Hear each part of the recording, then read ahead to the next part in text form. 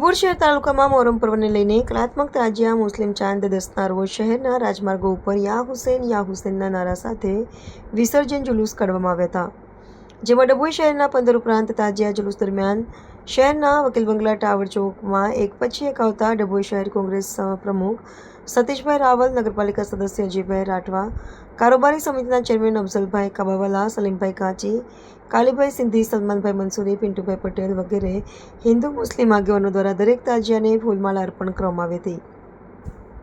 ત્યારબાદ ચીફાડ કાજીવાડા મસ્જિદ ખાતે જુલુસ સલાતો સલામ બાદ સમાપ્ત કરવામાં આવ્યું. તાલુકાના ગ્રામ્ય વિસ્તારોમાં પણ તાજિયા જુલુસ કાઢવામાં આવ્યા હતા, જે બીજા દિવસે મુસ્લિમ ચાંદ 10ના રોજ વિસર્જન જુલુસ કાઢવામાં આવ્યું હતું. મોહરમ ઇસ્લામિક કેલેન્ડરનો પ્રથમ મહિનો હોય વિશેષ ધાર્મિક મહત્વ ધરાવે છે. ડભોઈ શહેર તાલુકાના વિવિધ વિસ્તારોમાં ધાર્મિક પ્રવચનો બાદ મોહરમના 9 અને 10મા ચાંદ તાજિયા જુલુસ નીકળ્યા હતા.